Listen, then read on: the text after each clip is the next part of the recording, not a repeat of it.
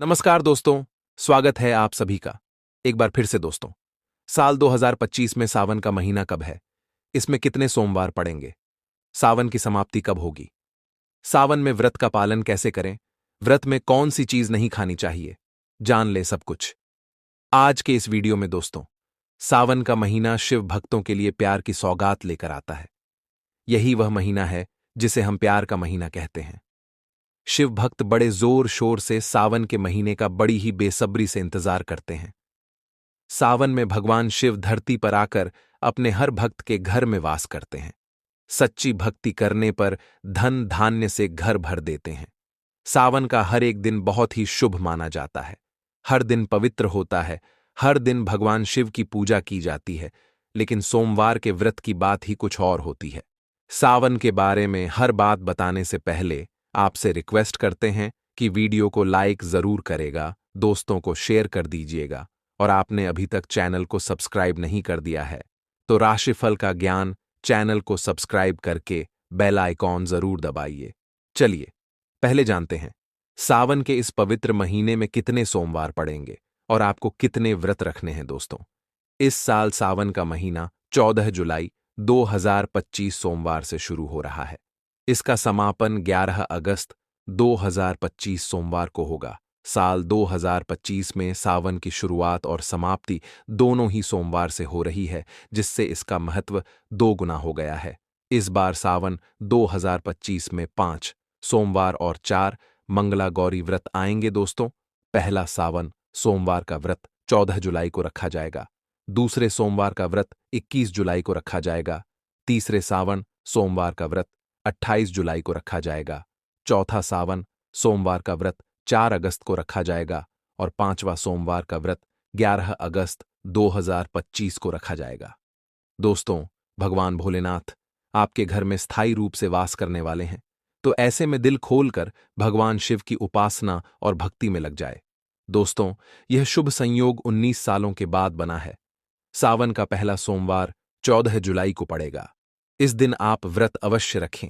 भगवान भोलेनाथ आपकी सभी मनोकामनाएं अवश्य पूर्ण करेंगे। सावन की समाप्ति 11 अगस्त को होगी। ऐसे में अब जान लेते हैं सावन के इस पवित्र महीने में कौन सी गलती नहीं करनी चाहिए जिससे कि शिवजी नाराज ना हो। और सावन व्रत में यह चीज कभी मत खाना नहीं तो भगवान भोलेनाथ आपसे क्रोधित हो सकते हैं। आपका व्रत टूट सकता है। आइए जानते हैं कुछ ऐसे सावधानियां जिन्हें भूल कर भी नहीं करनी चाहिए। शास्त्रों में बताया गया है कि व्रतधारी को उधार मांगकर फल आदि नहीं खाना चाहिए। इससे पाप लगता है और व्रत अधूरा रह जाता है। सोमवार का व्रत हो या कोई और व्रत में पड़ोसी से मांगकर फल वगैरह खाना नहीं चाहिए। व्रत में उधार मांगकर खाने से व्यक्ति का व्रत झूठा हो जाता है। ईश्वर की शरण में आने पर व्यक्ति को झूठ नहीं बोलना चाहिए, कर्ज नहीं लेना चाहिए, चुगली आदि नहीं करनी चाहिए, उधार मांगकर भी खाना नहीं चाहिए। अगर व्रत के दौरान आपको कोई अपनी मर्जी से खाने के लिए कुछ देता है तो उसे आप खा सकते हैं, लेकिन व्रत में कम से कम उधार मांगकर फल आदि खाना नहीं चाहिए। इससे पाप लगता है और व्यक्ति की पवित्रता हो जाती है। सोमवार का व्रत हो या सावन का व्रत, आपको नाशपाती नहीं खाना चाहिए। दरअसल इस फल का नाम नाशपाती यानी नाश करने वाला होता है, इसलिए इस फल को व्रत में नहीं खाना चाहिए। व्रत आदि को छोड़कर किसी और दिन आप इसे खा सकते हैं, लेकिन जिस दिन आपका व्रत हो उस दिन नाशपाती का सेवन बिल्कुल नहीं करना चाहिए और भगवान को भी नाशपाती नहीं चढ़ाना चाहिए। कभी कुतुम से भी आपका व्रत टूट सकता है। दोस्तों, लंबे समय से रखा हुआ आटा आपका व्रत भंग कर सकता है। दरअसल पुराने आटे में घुन कीड़े पड़ जाते हैं जो ठीक तरह से दिखाई भी नहीं देते। ऐसा आटा खाने पर दरअसल आप मांस का सेवन करते हैं और व्रत में कीड़े खाना घोर पाप के बराबर माना गया है। आपका व्रत इससे भंग हो जाता है। व्रत में ताज़ा आटा खाना चाहिए। लंबे समय से रखे हुए आटे में कीड़े पड़ जाते हैं तो ऐसा कभी ना करें। व्रत हमेशा शुद्धता में ही रखना चाहिए। सावन का महीना बड़ा ही पवित्र महीना माना गया है, इसलिए यह 5 चीजें भगवान शंकर के पास कभी ना रखें। जानते हैं उनके बारे में। नंबर 1, जहां शिवलिंग रखा हो या महादेव की कोई भी प्रतिमा हो, वहां पर भूलकर भी जूते चप्पल लेकर जाना नहीं चाहिए। जरा सोचिए, जब आपके कमरे में कोई चप्पल लेकर प्रवेश करता है तो आपको कितना क्रोध आता है, तो इसी कारण महादेव भी आपसे नाराज हो जाते हैं और आपको मिलने वाला फल नष्ट हो जाता है। ऐसे में हमेशा मंदिर में नंगे पांव ही प्रवेश करें, क्योंकि चमड़े की चप्पल हमेशा अशुद्ध रहती है। इससे देव शक्ति नाराज होती है। नंबर 2, अक्सर महिलाओं को मासिक धर्म आ जाता है और वह बिना किसी को बताए पूजा पाठ कर लेती है, जो कि शास्त्रों में वर्जित माना गया है। इस समय महिला को जानकर भी अनजान नहीं बनना चाहिए। अगर आपको मासिक पीड़ा है तो घर के मंदिर में या बाहर के मंदिर में प्रवेश नहीं करना चाहिए। इससे देव शक्तियां नाराज होकर आपसे क्रोधित हो सकती हैं। ऐसे समय में शिवलिंग को छूना घोर पाप के बराबर माना गया है। जरा सोचिए, ऐसी अवस्था में जब खुद महिला को बुरा लगता है तो ईश्वर को कितना बुरा लगेगा। इसलिए महिलाओं को ऐसी अवस्था में मंदिर या यात्रा में जाना, घर में पूजा पाठ करना, भगवान की प्रतिमा को छूना या तुलसी में पानी भी नहीं डालना चाहिए। तुलसी का पौधा भी इससे सूख जाता है। जब देवी शक्तियां नाराज होती हैं तो लाजमी है कि घर में कंगाली और गरीबी आने लगती है, लड़ाई झगड़े होने लगते हैं, तो ऐसा कभी मत करना। नंबर 3, शास्त्रों में बताया गया है कि जहां होता है शिवलिंग वहां पर सभी देवी शक्तियां सक्रिय रहती हैं। जिसके घर में शिवलिंग होता है वह व्यक्ति महादेव की कृपा सदैव पा लेता है। वास्तुशास्त्र के अनुसार शिवलिंग से हर वक्त ऊर्जा का संचार होता रहता है, इसलिए शिवलिंग पर जलधारा हमेशा होनी चाहिए, जो ऊर्जा को शांत रखती है। कुछ लोग अपने घर में शिवलिंग तो रख लेते हैं, लेकिन वह कभी हफ्ते में एक बार जल चढ़ाते हैं, जो कि बिल्कुल भी अच्छा नहीं माना जाता है। अगर आप जल नहीं चढ़ा सकते तो आप अपने घर में शिवलिंग कभी स्थापित न करें। ऐसा गरुड़ पुराण में बताया गया है। इससे उल्टा घर में विनाश होता है। नंबर 4, शास्त्रों में बताया गया है कि तुलसी और महादेव का बैर माना गया है। इसी कारण तुलसी में शिवलिंग और गणेश की प्रतिमा को नहीं रखा जाता। कई लोग जाने अनजाने में शिवलिंग को तुलसी में रख देते हैं और घर में परेशानी आना शुरू हो जाती है। इससे महाशक्तियां क्रोधित हो जाती हैं। तो शिवलिंग पर तुलसी पत्र भी नहीं चढ़ाना चाहिए। तुलसी में और शिवलिंग में कुछ दूरी होनी चाहिए। नंबर 5, घर का मंदिर हो या बाहर का मंदिर, किसी भी मंदिर में ऐसे व्यक्ति को प्रवेश नहीं करना चाहिए जिसने स्त्री प्रसंग अर्थात संभोग किया हो या उसने मांस खाया हो। अगर आप शारीरिक रूप से गंदे हैं तो मंदिर के आसपास भी नहीं जाना चाहिए। घर के बने मंदिर पर कोई कपड़ा आदि डाल देना चाहिए। जरा आप ही सोचिए कि आप मांस खाकर या स्त्री के साथ शारीरिक संबंध बनाकर भगवान के पास जाएंगे, और क्या वह आपसे प्रसन्न होंगे? बिल्कुल भी नहीं। वह आपसे क्रोधित हो सकते हैं, आपसे नाराज हो जाएंगे। शास्त्रों में इसे घोर पाप माना गया है। इससे व्यक्ति नरक में जाता है। ऐसा दुष्ट स्वभाव मनुष्य के बर्बादी का कारण माना गया है, तो ऐसा बिल्कुल ना करें। ईश्वर के सामने हमेशा नहा धोकर मन पवित्र लेकर ही जाना चाहिए। इससे सभी शक्तियां आपसे प्रसन्न रहती हैं। दोस्तों, सावन के महीने में महादेव को ऐसे बेलपत्र कभी मत चढ़ाना। इसे बहुत ही अशुभ माना जाता है। दोस्तों, पौराणिक मान्यताओं के अनुसार बेलपत्र चढ़ाने से शिवजी का मस्तक शीतल रहता है। बेलपत्र से भगवान शिव की पूजा करने से दरिद्रता दूर होती, व्यक्ति सौभाग्यशाली बनता है। इससे हनुमान जी भी प्रसन्न हो जाते हैं, क्योंकि वे शिव के ही अवतार हैं और इस बात को शायद ही कोई जानता हो। दोस्तों, अब आप यह जान ले कि बेलपत्र का उपयोग और इसके लाभ कैसे मिलते हैं। नंबर 1, तीनों लोकों में जितने तीर्थ स्थल प्रसिद्ध हैं वे सभी तीर्थ स्थल बेलपत्र की मूल भाग में स्थित माने जाते हैं। इस बात को शायद ही कोई जानता हो। नंबर 2, अगर बेल का वृक्ष घर के बीचों बीच या पूर्व दिशा में लगा हो तो घर में धन धान्य की कभी कमी नहीं रहती और परिजन खुशहाल रहते हैं। नंबर 3, जो व्यक्ति बेल के वृक्ष के मूल भाग की गंध पुष्प आदि से पूजा अर्चना करता है उसे मृत्यु के पश्चात शिवलोक की प्राप्ति होती है। अब जानते हैं बेलपत्र से जुड़ी और कुछ खास बातें। दोस्तों, चतुर अष्टमी, नवमी, चतुर्दशी और अमावस्या, इन तिथियों के साथ ही संक्रांति के समय और सोमवार को बेलपत्र नहीं तोड़ना चाहिए। पूजा से एक दिन पहले ही बेलपत्र तोड़कर रख ले। दोस्तों, बेलपत्र कभी अशुद्ध नहीं होता।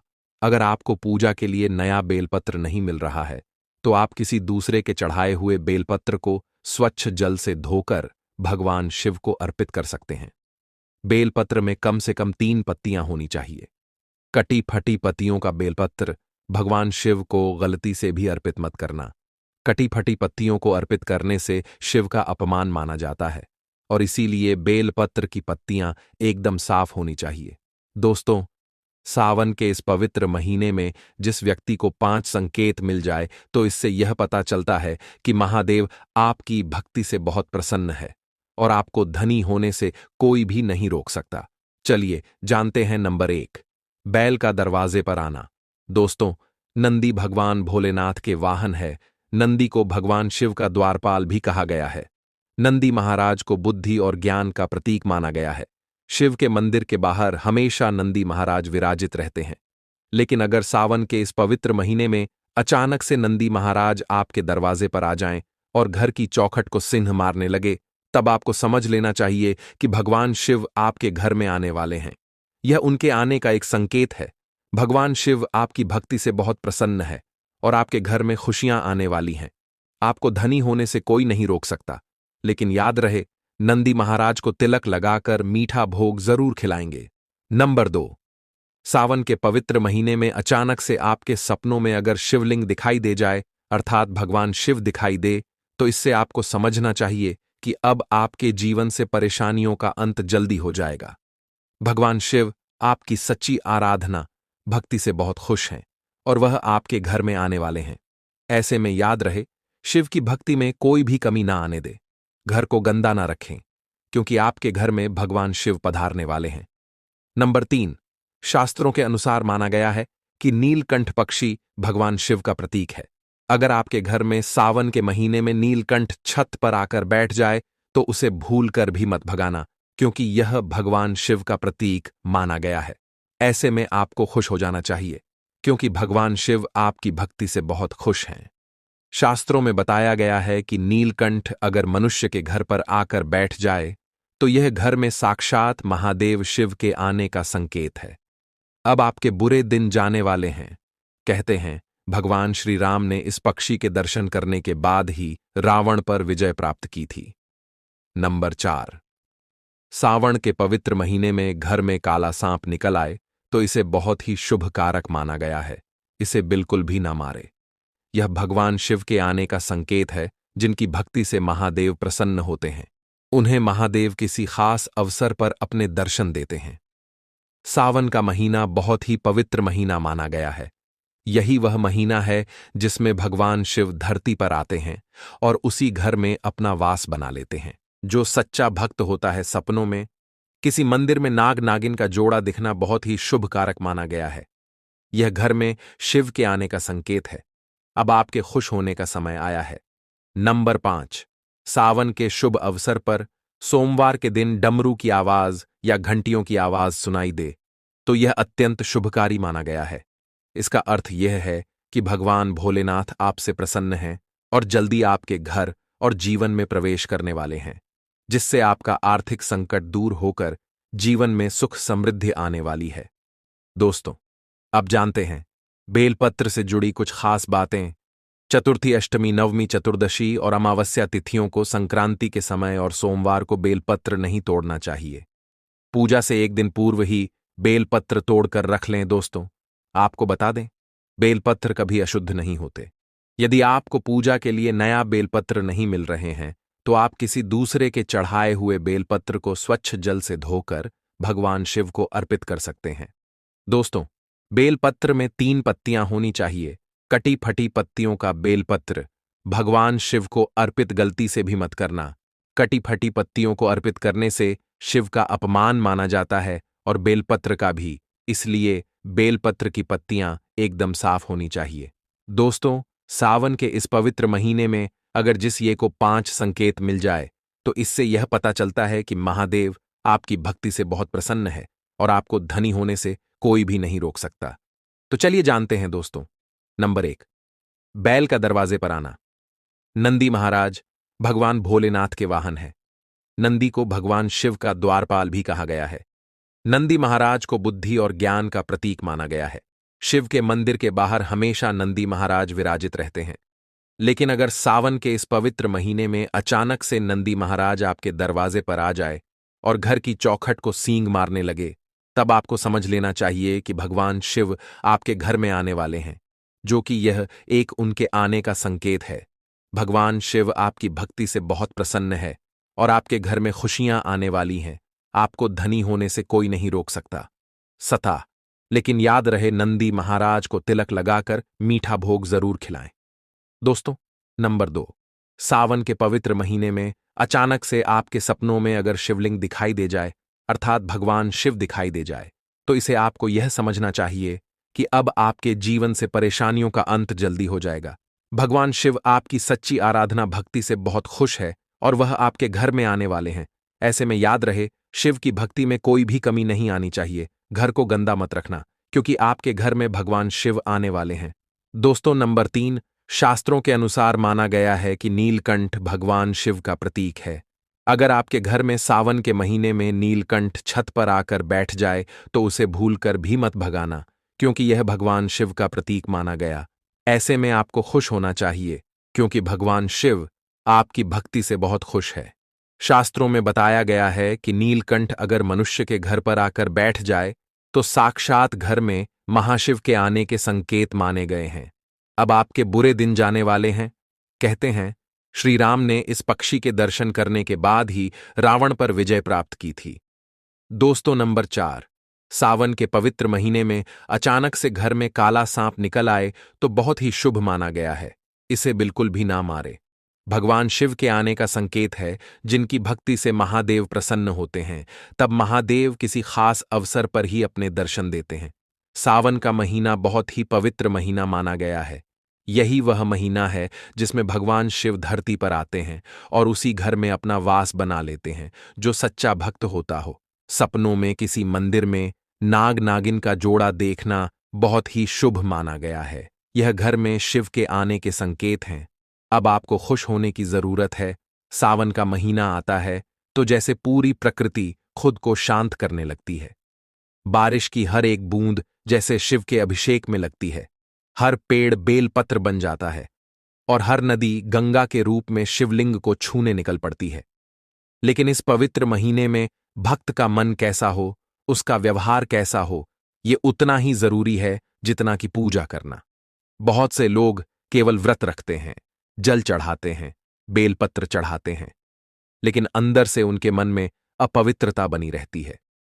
यही वजह है कि सावन में कुछ काम ऐसे हैं जिन्हें भूलकर भी नहीं करना चाहिए, वरना शिव तो त्रिनेत्रधारी हैं, लेकिन भक्त अंधा रह जाता है और फिर समझ नहीं पाता कि उसकी भक्ति अधूरी क्यों रह गई। सबसे पहली बात, इस महीने में गाली गलौज, क्रोध, द्वेष, चुगली और झूठ बोलना जैसे व्यवहार पूरी तरह वर्जित माने गए हैं। शिव स्वयं तपस्वी हैं, एकांत प्रिय हैं और मौन में रमने वाले हैं।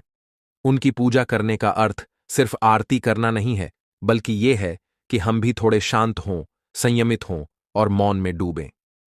अगर कोई भक्त शिव का जलाभिषेक कर रहा है, लेकिन रास्ते में किसी गरीब को देखकर हंसता है या किसी नौकर को डांटता है, तो उसकी पूजा उसी क्षण निष्फल हो जाती है।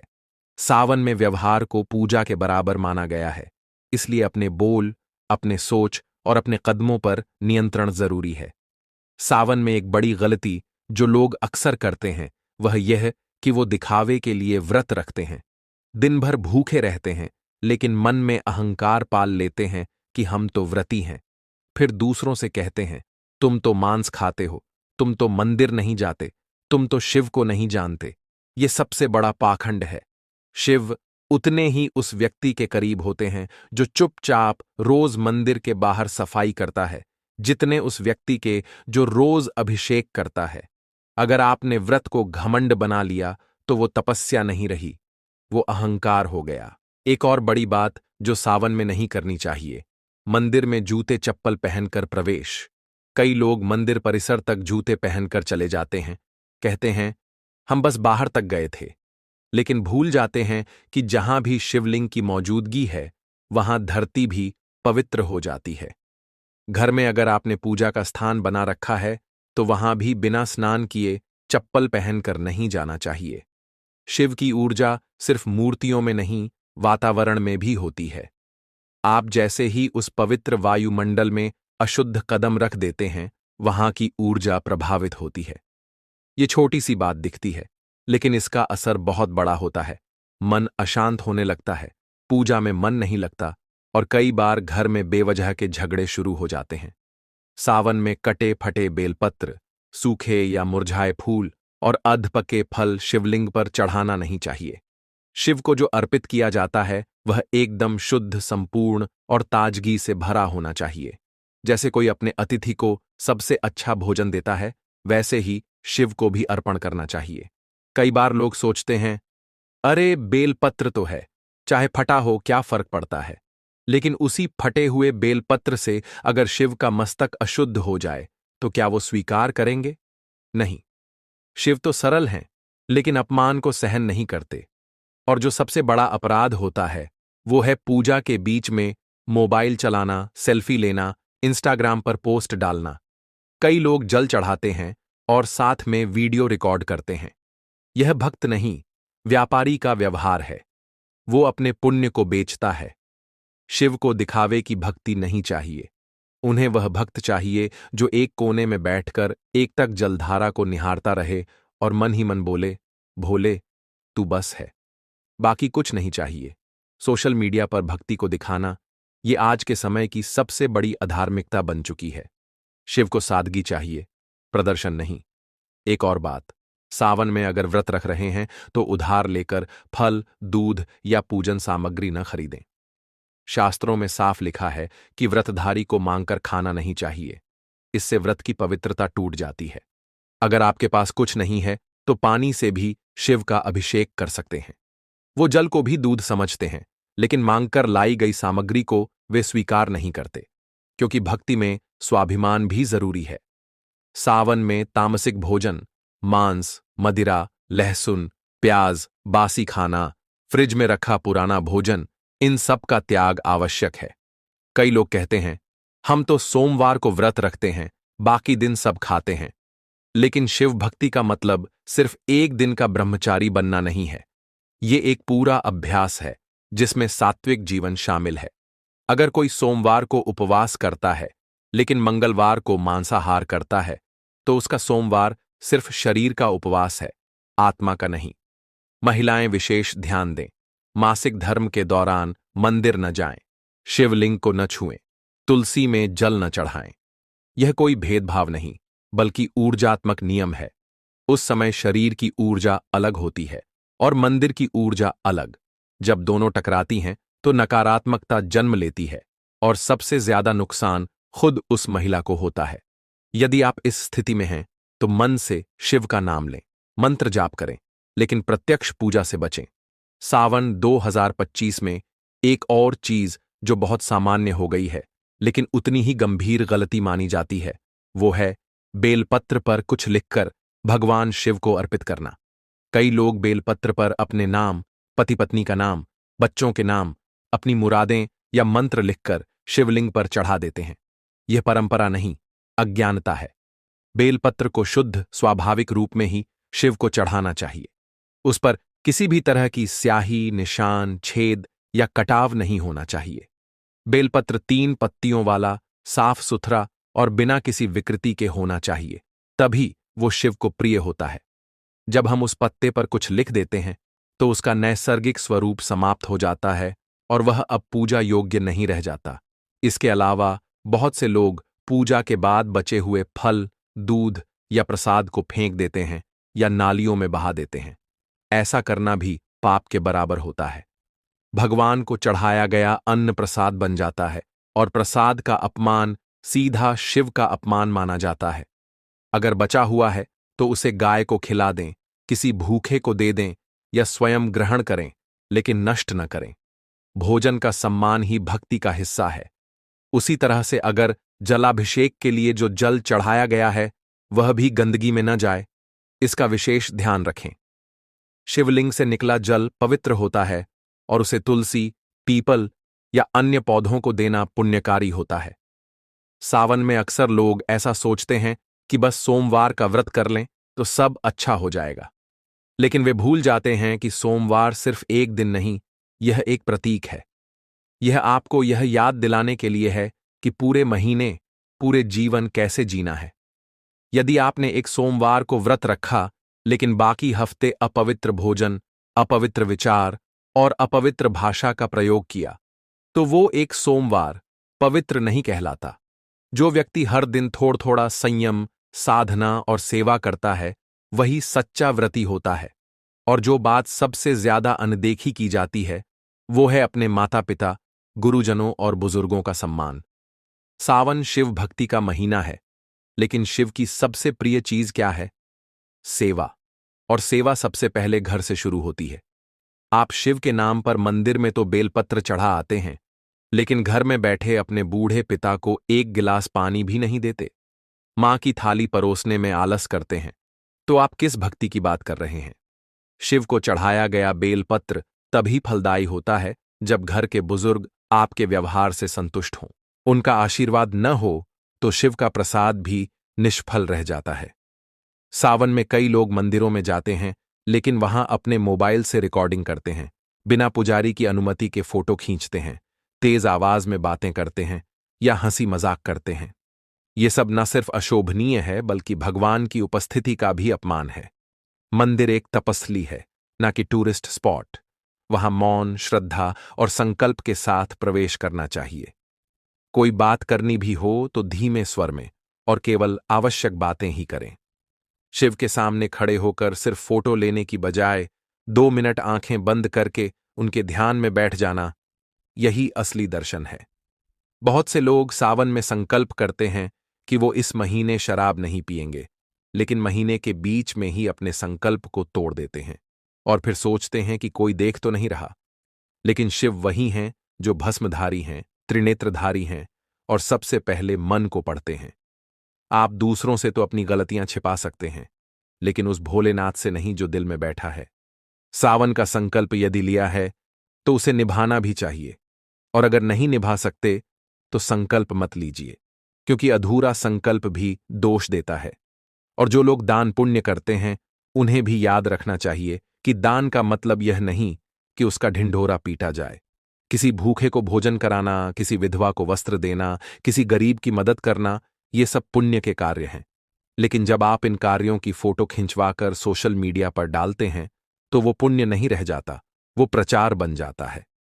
शिव उन कार्यों से प्रसन्न होते हैं जो मौन में होते हैं, जो दाहिने हाथ से देते हैं और बाएं हाथ को भी खबर नहीं होती।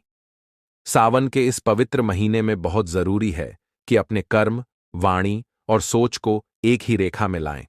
जब आपकी सोच सात्विक हो, वाणी संयमित हो और कर्म सेवा से भरपूर हो, तभी शिव आपकी पूजा स्वीकार करते हैं। वरना बेलपत्र चढ़ाना और जल चढ़ाना सिर्फ एक क्रिया रह जाती है, उसका कोई फल नहीं मिलता। और अब अंतिम बात, अगर आप व्रत रख रहे हैं तो रात को गहरी नींद में न डूबें। सावन में विशेषतः सोमवार के दिन रात्रि में कुछ समय जागरण करें, शिव मंत्रों का जाप करें या शिव चालीसा का पाठ करें। यह मन को शांत करता है और शरीर में सकारात्मक ऊर्जा का संचार करता है। और अगर संभव हो तो हफ्ते में एक बार रुद्राभिषेक अवश्य करें। भले ही घर में एक लोटा जल लेकर करें, लेकिन उसमें श्रद्धा और निष्ठा होनी चाहिए। यही वह लोटा है जो आपके सारे दुख धो देता है। इस प्रकार सावन 2025 को केवल एक पर्व नहीं, बल्कि एक साधना की तरह मनाइए। हर दिन शिव को अपने कर्मों से, अपनी वाणी से, अपने सोच से अर्पित कीजिए।